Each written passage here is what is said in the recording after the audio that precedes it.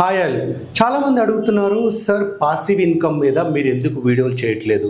పక్కా properties నుంచి ఖచ్చితంగా video చేయబోతున్నాం. చాలామందికి అవగాహన లేదు. ఏంటి అసలు ఇది యాక్టివ్ ఇన్కమ్ ఏంటి, పాసివ్ ఇన్కమ్ ఏంటి? కొంతమందికి అవగాహన ఉన్నా కొంతమందికి పాసివ్ ఇన్కమ్ యొక్క దారులు తెలియకపోవటం వల్ల దానికోసం ప్రయత్నించట్లేదు. ఒకటి చూద్దాం, డైరెక్ట్ ఇన్కమ్ లేదా నేను పని చేస్తే దాన్ని యాక్టివ్ ఇన్కమ్ అంటున్నారు.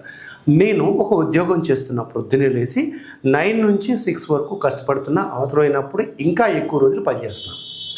దీన్ని మనం యాక్టివ్ ఇన్కమ్ అంటే నేను యాక్టివ్గా పని చేసినంత మాత్ర కాలం డబ్బులు వస్తాయి. అలా కాదు, నేను పని చేయటం మానేసా, ఒక నెల రోజులు కాదు, ఒక 2 నెలల పాటు నేను సెలవు పెట్టా, ఖచ్చితంగా నాకు డబ్బులు ఇవ్వరు. ఈవెన్ పని చేస్తున్నప్పుడు కూడా నెలలో మనకి లిమిటేషన్ 3 హాలిడేస్ అనో 3 ఎర్నల్ లీవ్స్ అని ఉంటాయి. అవి దాటిందంటే మాత్రం ఖచ్చితంగా జీతం కట్ అవుతుంది. అంటే నేను పని చేస్తున్నప్పుడు మాత్రమే వచ్చే ఇన్కమ్ని యాక్టివ్ ఇన్కమ్ అంటారు. ఇక్కడ మనకి ఇండియాలో చూసినట్లయితే దాదాపుగా 98% మిడిల్ క్లాస్ వాళ్ళు యాక్టివ్ ఇన్కమ్ మాత్రమే ఉంటుంది. ఓవరాల్గా తీసుకుంటే 100 మంది తీసుకుంటే యాక్టివ్ ఇన్కమ్ ఉండేవాళ్ళు దాదాపుగా 85 to 90% ఉన్నారు. సో మనం 85%, 15% మాత్రమే ఈ పాసివ్ ఇన్కమ్ని సంపాదిస్తున్నారు. సో ఈ పాసివ్ ఇన్కమ్ అంటే ఏంటి? నువ్వు పని చేయనప్పుడు కూడా ఇన్కమ్ రావటం. అంటే బిజినెస్ మ్యాన్ అంటే బిజినెస్ మ్యాన్ కూడా కొంత పని చేయాలి. మీకు ఒక అర్థమయ్యేటట్టు చెప్తాను.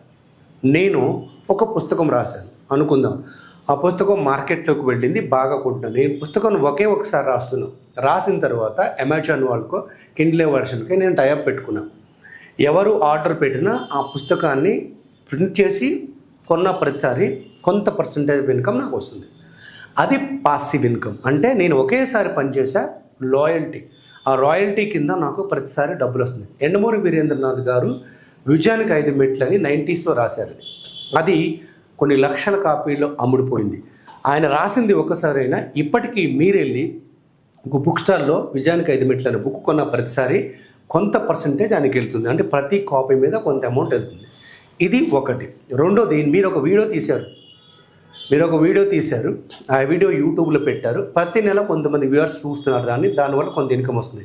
మీరు వీడియో తీసింది ఒక్కసారే, కానీ ప్రతి నెల డబ్బులు వస్తాయి. అలాగే మీరేం చేశారు అంటే, మీరు తెలివిగా ఒక చోట ఒక ల్యాండ్ కొన్నారు. ఆ ల్యాండ్ కమర్షియల్ ల్యాండ్. అంటే కమర్షియల్ ల్యాండ్ అంటే ఏంటి? అద్దెకి ఇవ్వడానికి ఒదిగేది. మీరు ఇప్పుడు మన దగ్గర ఒక ప్రాజెక్ట్ ఉంది. ఆ ప్రాజెక్టులు ఏం చేస్తున్నాం?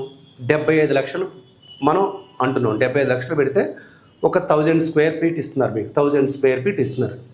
కానీ అక్కడ రెంట్ ఎంత ఉంది అంటే స్క్వేర్ ఫీట్కి వచ్చి 80 రూపీస్ ఉంది. అంటే 1000 స్క్వేర్ ఫీట్ అంటే ప్రతి నెల మీకు 80 రూపీస్ వస్తుంది స్క్వేర్ ఫీట్కి. అంటే మీరు 1000 కాబట్టి 80,000 వస్తుంది. మీకు అర్థమయ్యేటట్టు చెప్తున్నా. ఒక కమర్షియల్ బిల్డింగ్లో ఒక 1000 గజాల స్థలం మీరు కొనుక్కున్నారు. ఇప్పుడు ప్రీలాన్స్ ఆఫర్లో 75,000 కొంటున్నారు.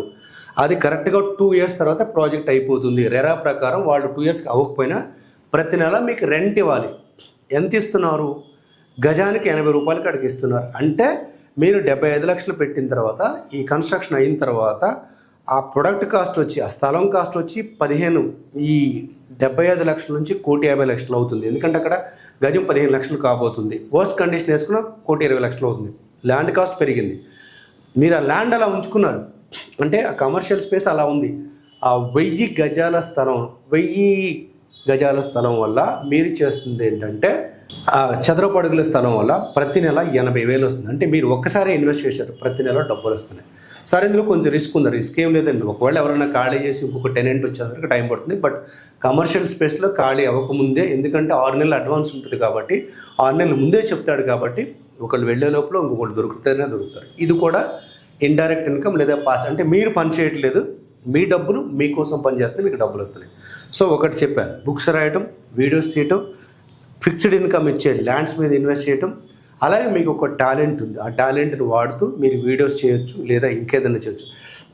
మీరు ఒక వ్యవస్థ, ఇప్పుడు మీరు ఆమ్వే లాంటి వ్యవస్థలు ఉన్నాయి, నెట్వర్కింగ్ మార్కెటింగ్. మీరు ఒకసారి నెట్వర్క్లోకి వెళ్ళారు, కొంత సేల్ చేశారు, మీకెందుకు కొంత టీం పెట్టారు, వాళ్ళు అది చేసుకుంటూ వెళ్తున్నారు. వాళ్ళు చేసినప్పుడు కూడా మీకు కొంత పర్సెంటేజ్. నెట్వర్క్ మార్కెటింగ్లో కూడా పాసివ్ ఇన్కమ్ ఉంది. ఇలా రకరకాల ఆప్షన్స్ ఉన్నాయి. మనసు అంటూ ఉంటే మార్గం ఉంది.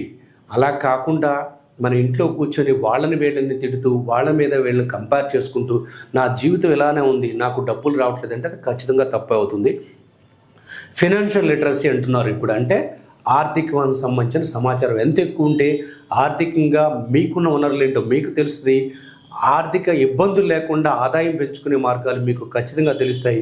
ఇన్ఫర్మేషన్ అనేది చాలా విలువైంది కాబట్టి ప్రతి వీడియో చూడండి, షేర్ చేయండి, బెల్ నొక్కండి.